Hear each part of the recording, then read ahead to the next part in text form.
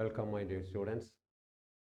Today, we are going to have a quick revision on molecular basis of inheritance, or molecular genetics. So, this you have already studied that this DNA. DNA is the genetic material, and DNA has only one role. And RNA, two types of nucleic acids, and DNA acts as the genetic material in most of the organisms, whereas RNA has 5 roles. First of all, in a few viruses, it acts as a genetic material. In some viruses, it acts as genetic material. It can act as a messenger mRNA. That it can this structural adapter tRNA and structural rRNA and ribozyme catalytic activity. So RNA has 1, 2, 3, 4, and 5 roles. Okay. Now coming to the structure of DNA, the DNA is made up of 3 constituents, as you know, that is sugar, nitrogen base, and phosphate in the form of phosphoric acid. Phosphate in the form of phosphoric acid. So phosphoric acid is H3, HPO3. So this is H3PO4, H3PO4. This is phosphoric acid, and sugar is pentose sugar, 5-carbon atom sugar, and there are 2 types of sugars. One type is known as ribose sugar, 5-carbon atom, and on the ribose sugar, on the second carbon atom we have HOH group, and this 5th carbon atom is on a side chain, it's OH, whereas in deoxyribose sugar, this oxygen atom is removed, so we have HH, and this 5th carbon atom on the side chain. So this is deoxyribose and ribose sugar. And ribose sugar, as you know, they are present in RNA, and deoxyribose sugar is present in DNA. So the name of the nucleic acid, DNA and RNA, is actually given by the name of this sugar: ribonucleic acid, deoxyribose sugar, DNA. Okay. Now this these nitrogen bases, as you know, there are 5 types of nitrogen bases: adenine, guanine, cytosine, thymine, and uracil, of which these 4 are seen in DNA and these 4 are seen in RNA. Instead of thymine, uracil will be present. And these adenine and guanine are purines, and cytosine and thymine are pyrimidines. Purines are double ring structure,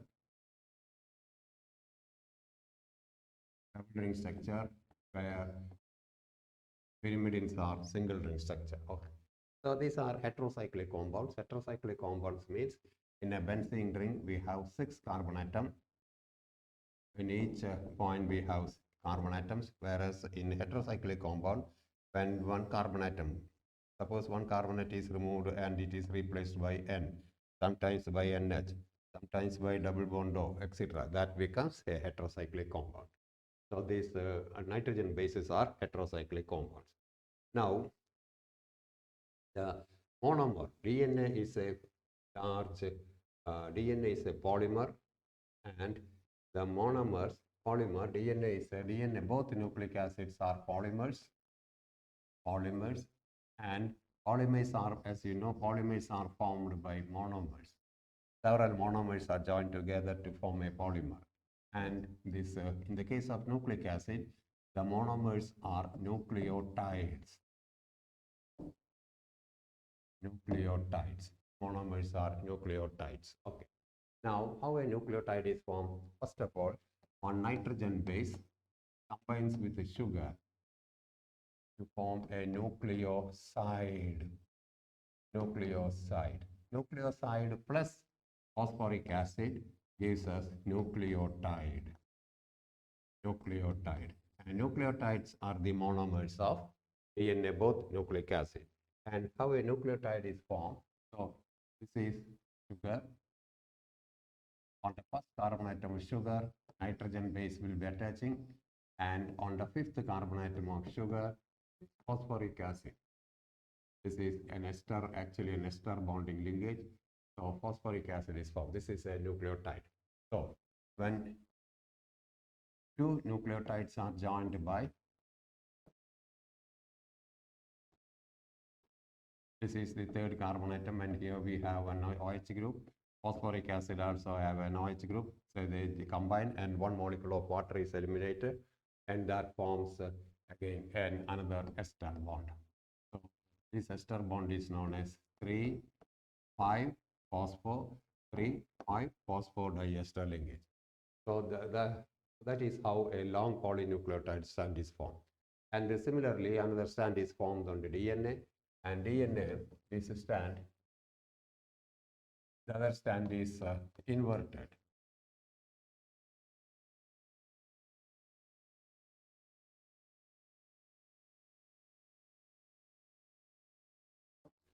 Five nitrogen base. Okay. So the two strands, the speciality of the two strands are anti-parallel. Anti-parallel means one strand is erect and the other strand is inverted. And this polarity of DNA strand, here we have the fifth carbon atom is free, and here the third carbon atom is free. So whereas here the third carbon atom is free and the fifth carbon atom is free here. So the DNA strands, they have anti-parallel arrangement, one erect and the other is inverted, and they have this 5-3 and 3-5 polarity. They have opposite polarity. After this, they coil, and these two strands are connected by hydrogen bonds. There are 2 hydrogen bonds between adenine and thymine, and there are 3 hydrogen bonds between guanine and cytosine. Okay, this is how a DNA molecule is formed. And if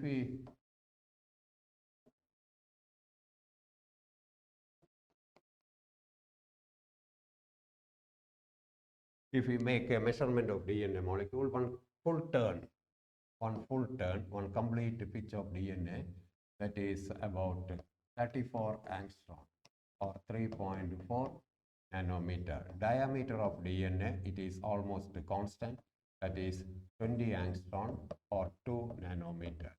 And there are 5 base pairs within a, this 10 base pairs within a spiral. And so the distance between 2 base pairs is 3.4 nanometer divided by 10, that is 0.34 nanometer, or it is 3.4 angstrom. These are the measurements of DNA. And in DNA, this phosphate, sugar phosphate,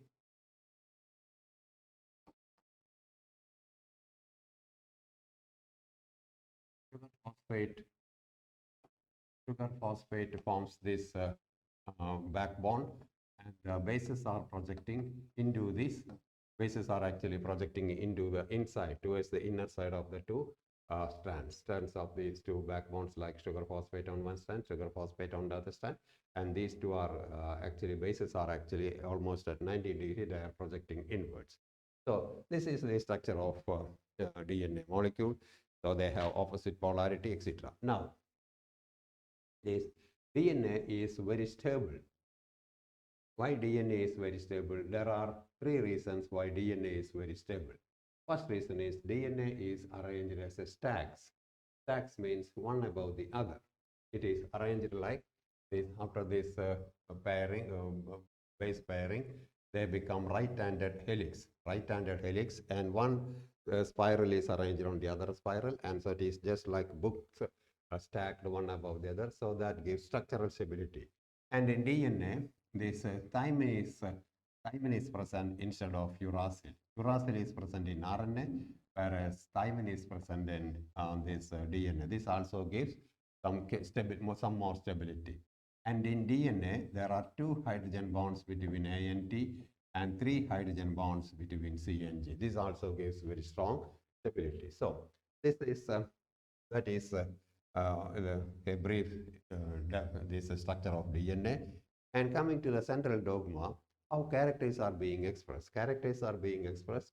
This represents DNA to DNA, that is replication, and from DNA, mRNA is formed. This is known as transcription, and from mRNA, this protein is formed. This is known as translation. This chain is known as central dogma. How characters are being expressed.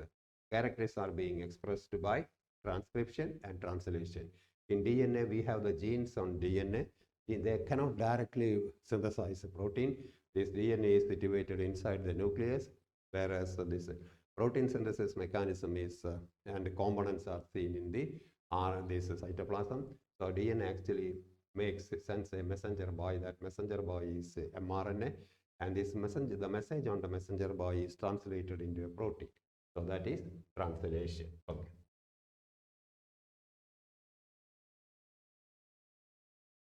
Yes. But not in all cases, this central dogma is like this, but whereas in some cases, in some viruses, um, the information is in the reverse direction. Their genetic material is RNA is the genetic material. From RNA, some DNA is synthesized, and then this mRNA and tRNA is formed. This protein is formed. This mechanism is known as reverse of central dogma. So reverse of central dogma, and this is also known as reverse transcription. Reverse transcription, and this is made possible by one enzyme, reverse transcriptase. Transcriptase enzyme. Reverse transcriptase enzyme. Okay. Now, DNA is a very long molecule. DNA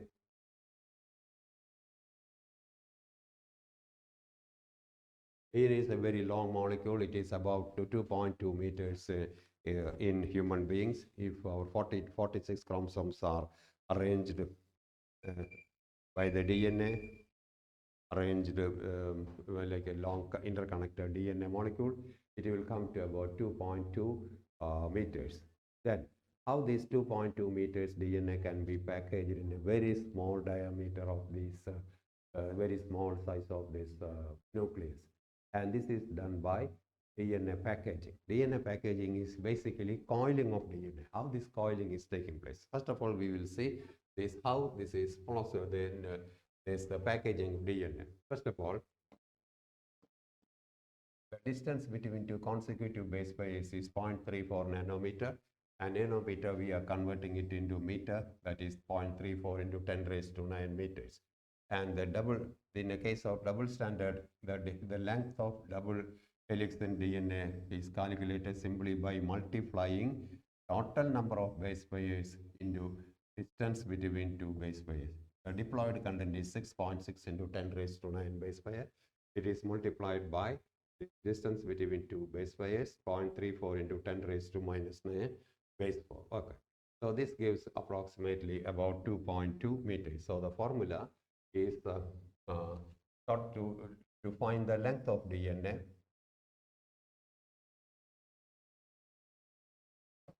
Length of DNA is equal to distance between two consecutive base pairs, into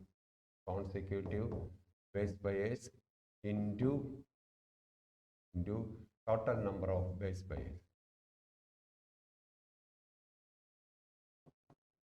Total number of base pairs. In human beings, this is diploid content is 6.6 into 10 raised to 9 base pair into this distance between two consecutive base pair. We are converted it into meter, 3.34 into 10 raised to minus 9 meters. Minus 9 meters. This will come to about 2.2 meters. Now this much long DNA has to be packaged in a very small nucleus. Nucleus is only 10 raised to minus 6 meters. How this is possible? In this prokaryotes, it is very simple because in prokaryotes there is no nucleus. So the genetic material is somewhere arranged. So the genetic material is fixed at certain points. These points are known as nucleoids. So they are packaged there. Whereas in the case of this packaging is DNA, as we know, DNA is deoxyribonucleic acid. and that is both the nucleic acids are this negatively charged. So this negatively charged DNA is packaged to some particular point that is known as nucleoid, and using some positively charged proteins, they are fixed to certain points. Whereas in eukaryotes, it is somewhat complex or complicated. These eukaryotes have a nucleus, and inside the nucleus, this DNA is seen. And how this 2.2 meters DNA can be enclosed in a very small base nucleus. And this is made possible by coiling, and how this coiling is made possible. So there is a set of positively charged basic proteins called histones. And histones are rich in this basic amino acid like lysine and arginine, and they have a positive charge on this side chains. And there is histones are organized to form a unit of 8 molecules called histone octamer. Actually, there are 4 like this, 4 histones, and again each one is duplicated. So we have 8 histone units, and the whole thing is packed like this. So that becomes a histone octamer. This is histone octamer. And there is one histone remaining outside this. This is known as H1 histone.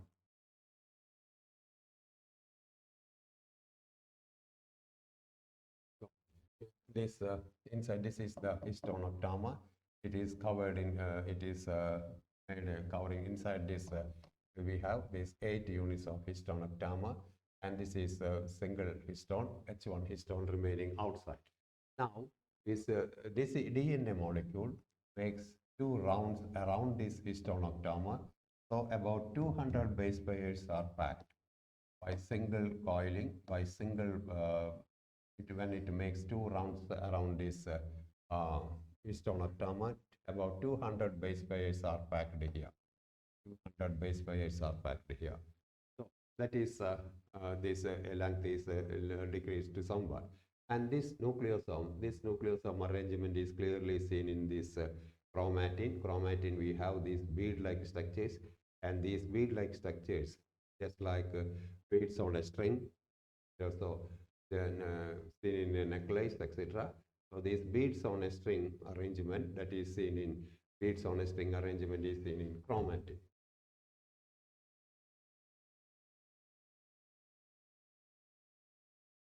So negatively charged DNA is wrapped around positively charged octamer to form a structure called nucleosome. Nucleosome contains 200 base pairs, and nucleosome constitute repeating units of called chromatin, thread-like the body is seen on the nucleus. The nucleosomes and chromosomes in the chromatin are seen as beads on a string. Then further coiling takes place, that is chromatin fiber, and again lastly they coil to form a structure similar to our chromosomal structures. Like this, they become highly coiled.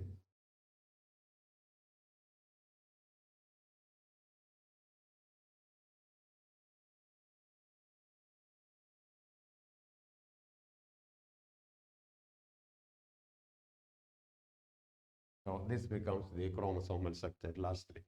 So now, when we stay in this this DNA, there are 2 regions of DNA are clearly seen. One region becomes this heterochromatin,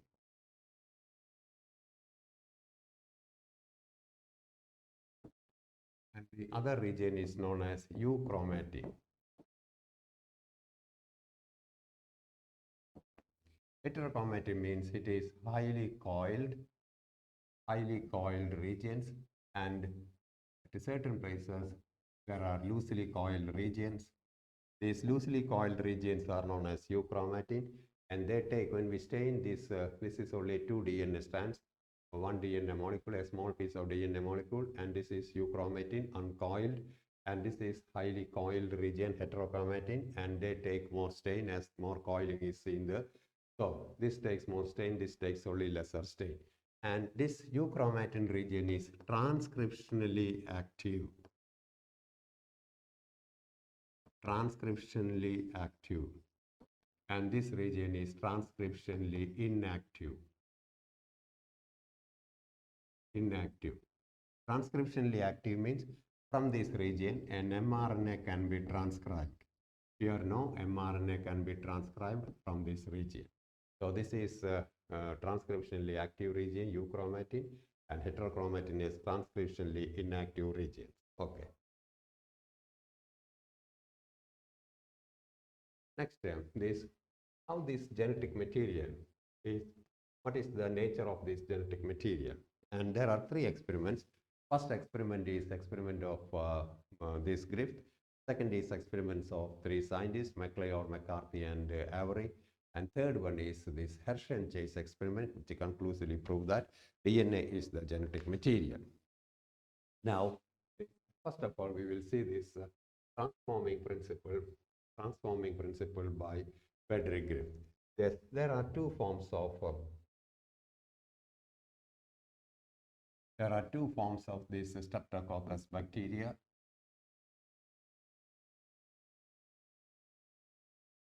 There are two forms of this Streptococcus bacteria.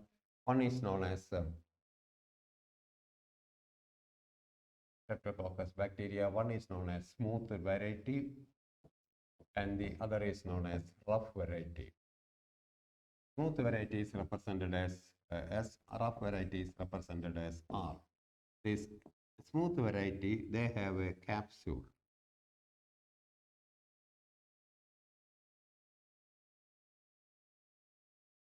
They have a capsule.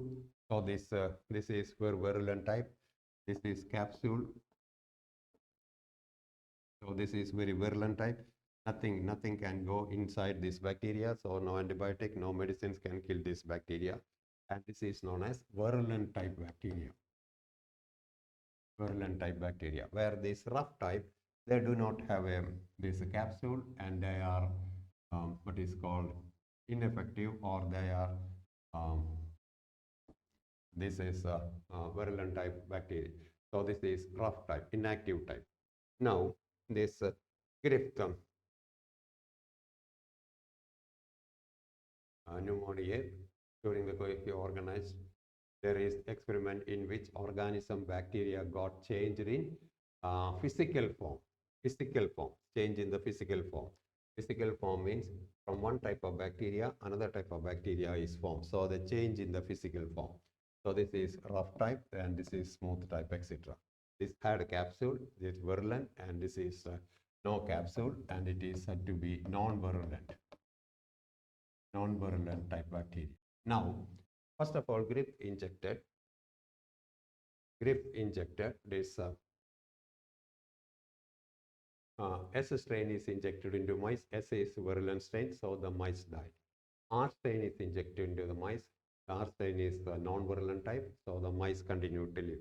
Later on, this S strain, heat-killed S strain is injected into mice, and the mice continued to live. Whereas when the heat-killed S strain, plus living R cells.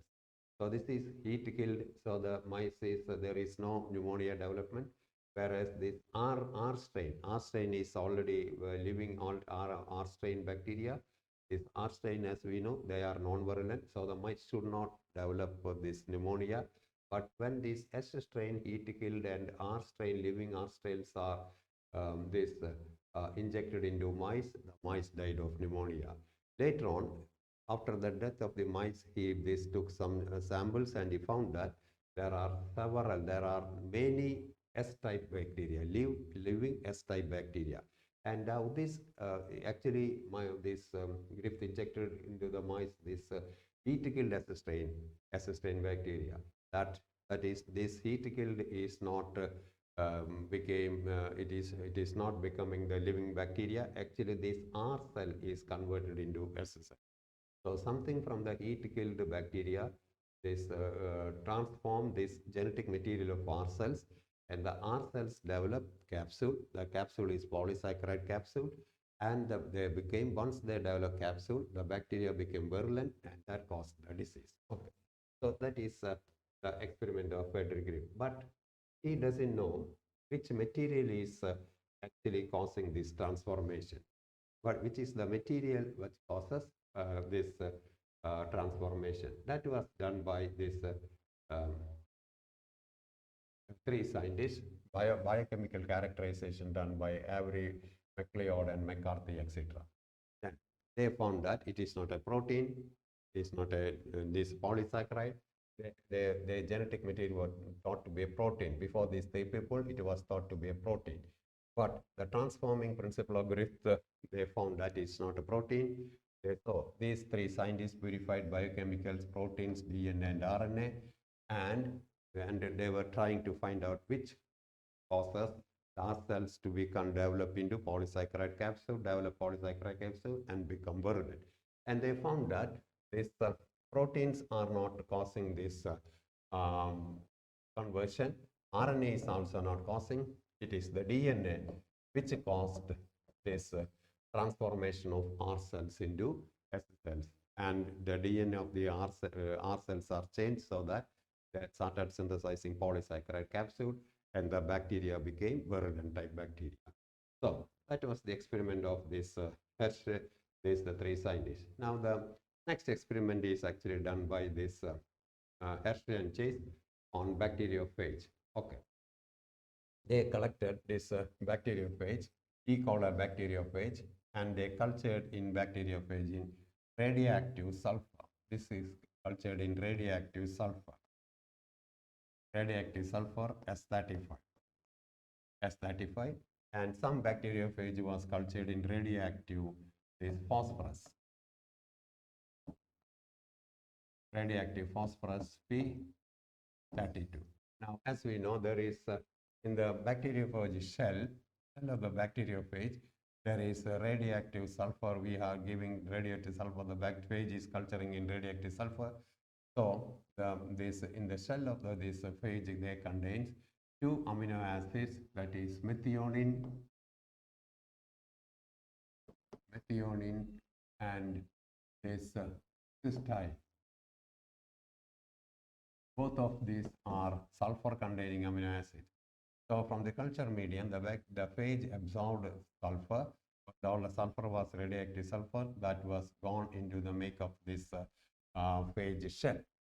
So here, whereas here, there is no phosphorus in the shell, so the radioactive phosphorus, all the radioactive phosphorus for the construction into the construction of this DNA.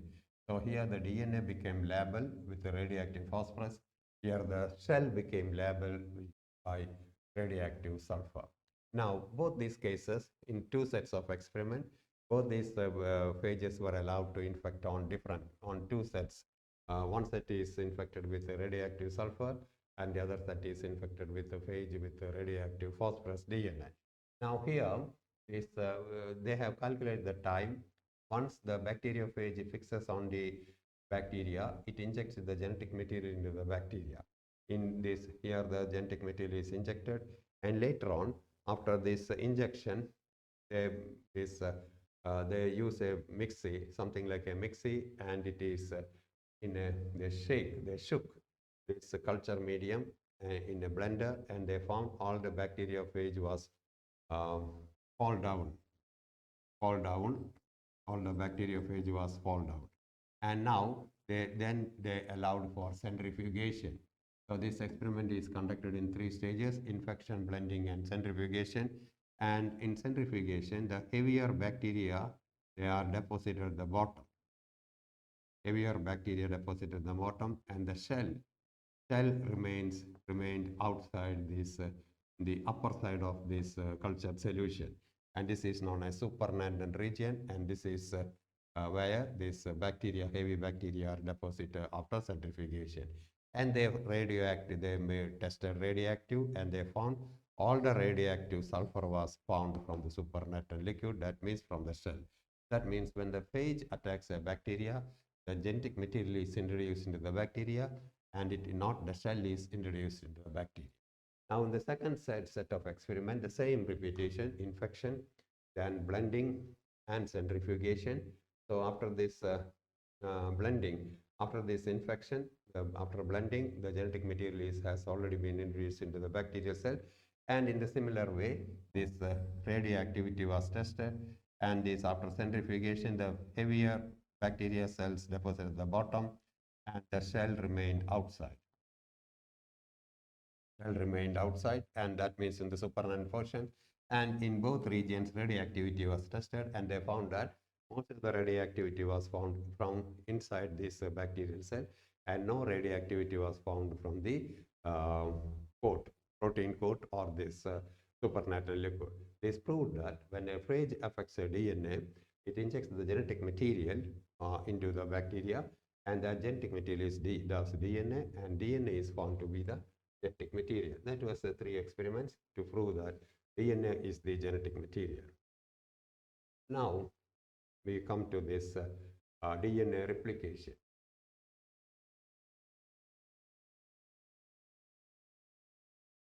DNA replication, it is DNA replicates semi-conservatively. This was first shown in Escherichia coli. Later on, in higher organisms like plants and these human cells. Then this was actually done by this another experiment. That experiment is known as Michelson-Stahl's experiment. And in Michelson-Stahl experiment, they cultured some bacteria in this heavy ammonium chloride. Heavy ammonium chloride. It is not radioactive. Heavy ammonium chloride. And this N15. And after a few generations of culturing in heavy ammonium chloride, the bacteria is shifted to normal ammonium chloride, that was N14 NH4Cl, that is normal ammonium chloride. And so this after 20 minutes, when this bacteria was grown in heavy ammonium chloride, when the DNA was extracted, all the DNA had this N15, and they deposited at the bottom of the centrifugal tube. Whereas after 20 minutes of culture time, the bacteria had already been transferred into N15 and 14 medium ammonium chloride, light ammonium chloride, and after 20 minutes, when the DNA was extracted and it was found to be a band was formed in the middle. That means this DNA must be what is called a hybrid molecule.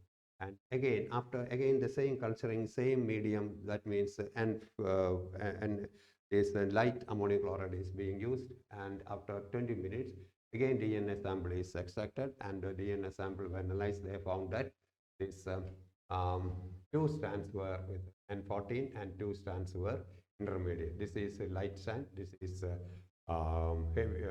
intermediate strand. And by this experiment, Michelson-Stahl could prove that DNA replicates semi-conservatively. By the same time, almost by the same time, Taylor and his colleagues in 1958 proved that DNA in chromosomes also duplicate semi-conservatively. Then for this, he used radioactive thymidine, and the plant was Vicia faba or flat B. Okay. Now, how this DNA replication takes place. So, the main enzyme for DNA replication is DNA-dependent DNA polymerase. And this DNA-dependent DNA polymerase enzyme is it is very fast enzyme. There's approximately 22,000 base pairs are being replicated per second. So the enzyme is very fast. Not only fast, they can high degree of accuracy.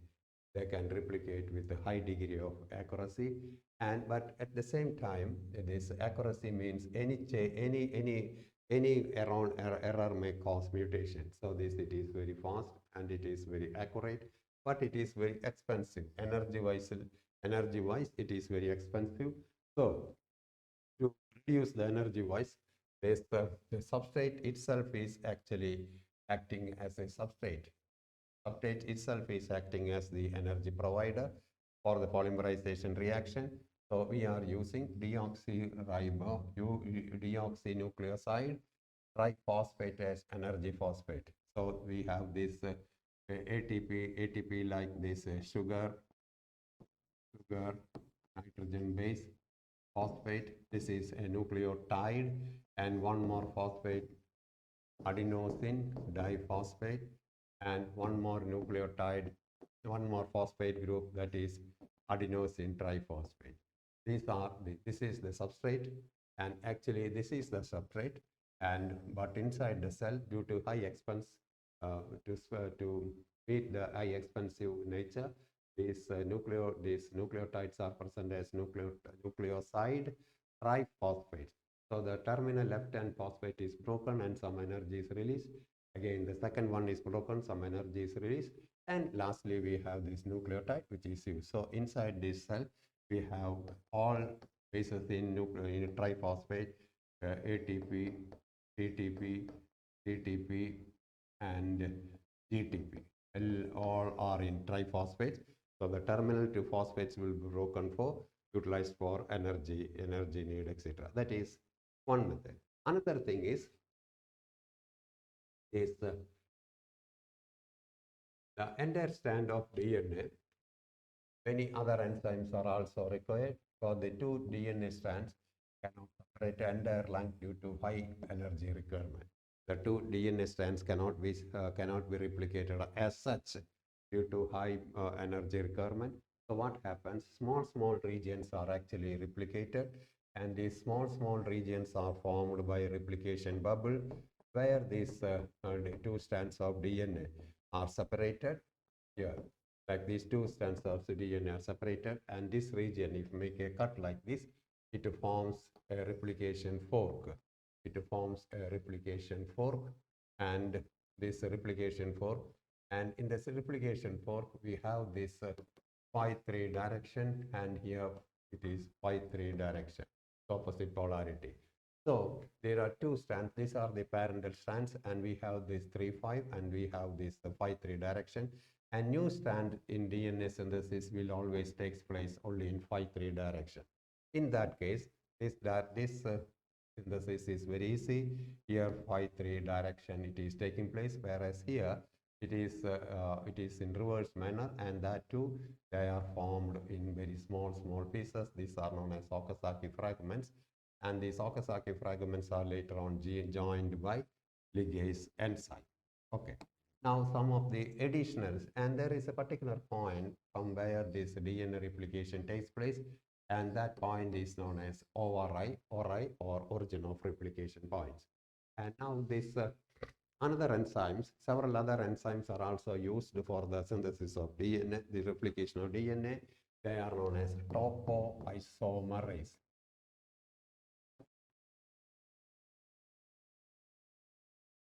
Topoisomerase enzyme, which this supercoiling is relaxed, and now another enzyme is known as helicase, and hydrogen bonds are broken, and so the DNA strand becomes single-stranded structures, and there are these single-strand stabilizing proteins. So these single strands, they are single strands, and they have this opposite polarity, so what is called opposite, this complementary base sequence. So they may come together and align together, and this aligning together is prevented by single strand stabilizing proteins. And this definitely there is a DNA polymerase enzyme, etc., and there is a primase enzyme. Primase enzyme for the addition of primer. Primer means a small nucleotide, oligonucleotides. That means 8 to 10 nucleotides of RNA. That is the primer, and that is primase is used for the adding of primer. So these are the different types of other enzymes which are used for DNA replication. So next is transcription. Transcription means formation of RNA from DNA. Formation of RNA from DNA, that is known as a transcription. And a transcription unit has three regions. One is known as promoter, second is structural gene, and the other is known as terminator.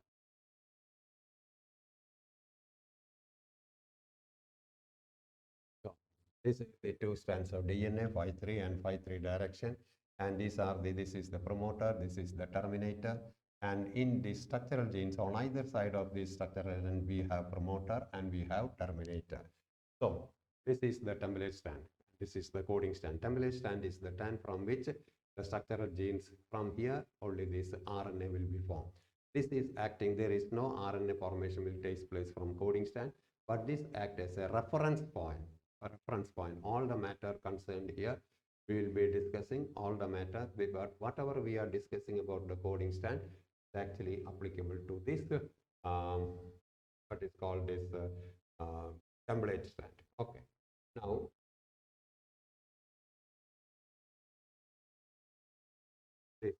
this is the transcription in prokaryotes. In transcription of prokaryotes, there is a single polymerase enzyme. Single polymerase enzyme. Usually, the polymerase enzyme, the work of polymerase enzyme. Polymerase enzyme is polymerization. Polymerization or forming new nucleic acid strand. It is only polymerization. But how this polymerization takes place with this regard to, there is only a single polymerase enzyme, and so elongation is actually the real function of this. Elongation is the function of this polymerase enzyme. But here there must be a beginning and there must be an ending. So beginning and ending, how this is possible? So in prokaryotes, when this along with the polymerase enzyme, one sigma factor combines. When sigma factor combines, the function of the sigma factor is they will attach the polymerase enzyme to the exact this promoter region. So that is the sigma factor attachment is only a temporary transient attachment, and this polymerase enzyme will be attached correctly to the promoter region. And after attaching to the promoter region, the sigma factor will just leave this polymerase enzyme. So it is what is called, it is a transient attachment. And when this transcription is ended, there is another factor known as raw factor. When transcription is ended, raw factor will attach to this polymerase enzyme. So the transcription will be stopped there, and this new RNA will be just liberated from this DNA molecule. So that is transcription in prokaryotes. And in transcription in prokaryotes, there is no what is the term becoming yeah, transcription. This is the most important point. Transcription and translation takes place in the same compartment, because inside this prokaryotes there is no nucleus. So this is the genetic material. When the transcription is taking place, this is the new RNA. Transcription takes place. It is just coming to the cytoplasm. Into the cytoplasm where translation may take place. So when transcription is going on, translation will be taking place from one end. So this is known as the transcription and translation is in the same compartment. So there is no separation. Whereas in eukaryotes, the problem, it has some more problems. In eukaryotes, the first problem is there are three types of RNA polymerases or RNA polymerase one is seen, and each RNA polymerase has different functions like this, and this mRNA. The precursor of mRNA is polymerase 2 is the it transcribes mRNA precursor. mRNA precursor is known as heterogeneous nuclear RNA, and this will be modified, and later on mRNA will be formed. And this modification is done by three mechanisms known as this capping, tailing, and splicing. What is meant by capping? Towards this 5-N, 5-methyl guanosine units are added. This tailing, 5-methyl guanosine triphosphate units are added towards the 5-N. This is known as capping. And in tailing, an adenylic residue towards the 3-N, an adenylic residue is added towards the 3-N, and this is known as, then after this, we know that this DNA in eukaryotes is split gene with exons and introns. Introns are cut and removed, and exons are joined together. Exons are joined together like this. So this is known as mature RNA. So the first RNA, transcribed RNA is known as hnRNA. This is inactive form.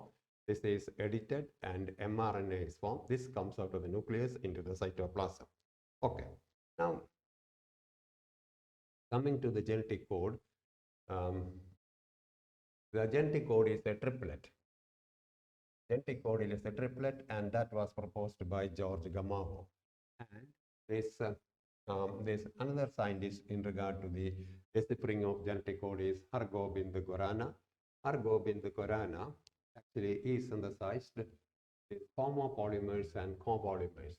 Homopolymers and copolymers, and Marshall and Nirenberg cell-free protein, outside the cell protein synthesis mechanism, he developed some technique, and Okawo developed one enzyme known as polynucleotide polymer phosphorylase enzyme, which is polymerizing RNA molecule with a defined sequence in a template independent manner. So this is how this genetic code was deciphered. This is the genetic code, and this is the genetic code was deciphered. And these features of genetic code is codon is a triplet. Codon is a triplet, and it codes 3 amino acids, whereas 3 amino acids do not code for any amino acid. They are known as stop codons, where transcription will be stopped. And the code is degenerate. The code is more than one code and degenerate. Sometimes more than one genetic code is being used. And the code is contiguous fashion. There is no punctuation, full stop, nothing. It is in a continuous fashion. And the code is universal. Universal means from this bacteria towards the higher top of the higher organism, the same genetic code is being, except this mitochondria, and in some protozoa there are some minor differences, whereas this all other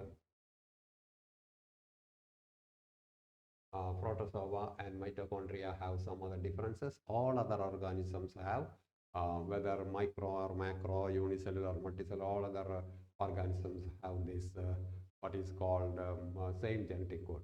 And AUG has dual functions. AUG codes for methionine. At the same time, it is the initiator codon. At the initiating of all these proteins, there is one initiating codon, which the initiating amino acid is methionine. To bring methionine, AUG is used. At the same time, when methionine is present in the middle of the protein, that methionine will also added. And the 3 stop codons are UAA, UAG, and UGR 3 stop codons. Okay. Now, this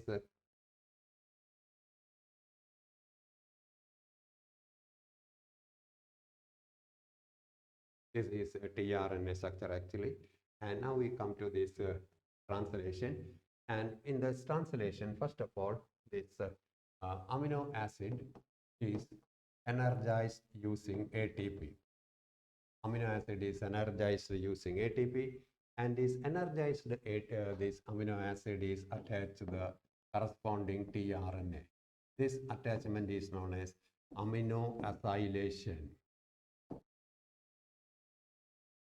Amino acylation of tRNA, or charging of tRNA. And when two such amino acylation, when two such tRNA, with the charged amino acids come together, a peptide bond is formed between them, and then peptide bond is formed between them, and a peptide is formed. Like that, several peptide bonds are formed, and a protein chain is actually formed. Okay. Now, this ribosomes, as you know, there are 2 subunits, bigger subunit and smaller subunit. And in the bigger subunits, we have 2 sites known as A site and B site. And the first amino acid, methionine, will be attached to this A site. Methionine will be attached to the, they will attach to the B site, so that the A site is remaining free. The second amino acid is coming to this second amino acid attached to the A site, and they form a peptide bond. And this from here, this is shifted to this. So this P site we have this first amino acid, second amino acid, like that, and A site is always free. So the ribosome moves another 3 letters and third amino acid is coming, and they form a peptide bond, and again ribosome moves another three codes. So this P site is again become with the three enzymes, first one, second one, and third amino acid, and S site is free. Like this, the process is going on until it reaches a terminator code. Okay, so this is how this proteins synthesis takes place, and this elongation of protein chain takes place at the P site. Elongation of protein chain is taking place at the P site, whereas new amino acid will be bringing to the new amino acid will be coming to this S site only. Okay.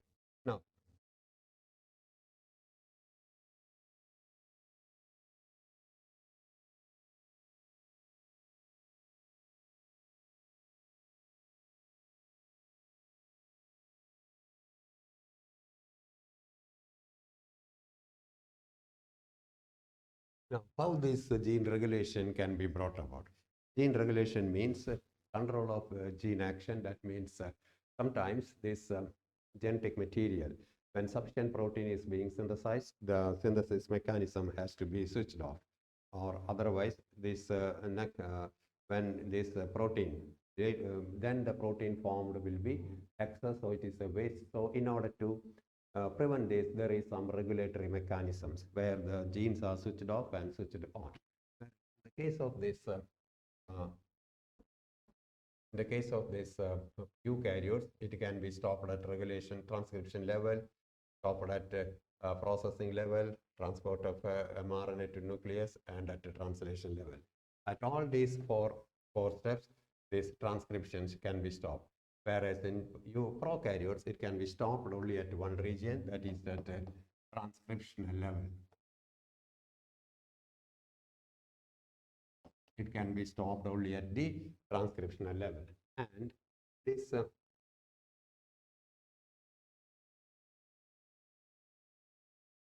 okay. Here, this Jacob and Monod, they developed the transcriptionally regulated system.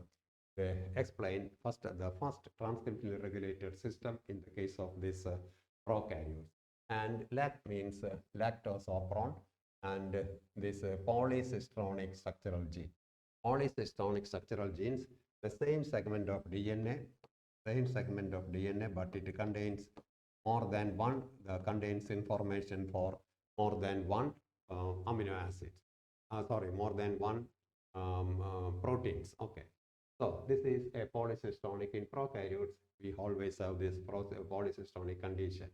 And this arrangement is very common, and this is known as operon. Some examples, trip, histidine, valine, etc. And it consists of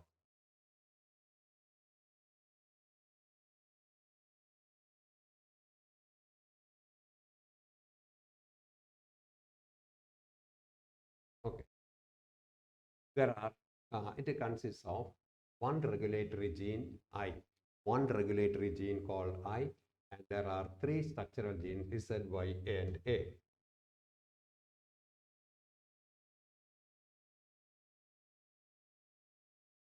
Okay. So this is the regulatory gene I, and these are the three structural genes Z, Y, A. Z produces an enzyme beta galactosidase. One produces an enzyme permease, and A produces an enzyme known as transacetylase enzyme. So these three genes act in a common, what is called, always act together. Then only this operon system can work. And there is an operator gene, and there is a promoter gene. Now this the inducer. The inducer is lactose is the inducer, and lactose is the substrate also. So when lactose comes, the beta galactosidase can hydrolyze lactose into glucose and galactose. Permease will allow this lactose to enter into the cell, and transacetylase do some acetylation reaction.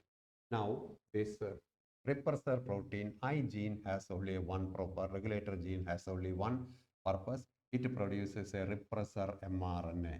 This is DNA. From this end repressor mRNA is formed. This mRNA synthesizes a protein known as repressor protein. Now this repressor protein attaches to the operator gene, under which the structural genes are seen. So when this repressor attaches to the operator gene, RNA polymerase cannot bind here. Since RNA polymerase cannot bind here, these three structural genes cannot be transcribed. So protein synthesis, transcription is stopped, no protein synthesis takes place. But when this lactose, somehow lactose is entering into the cell, that means this system cannot be 100% switched off. When lactose enters into the system, so this immediately beta galactose splits it into glucose and galactose, and bacteria gets a sufficient quantity of glucose as a product. Okay.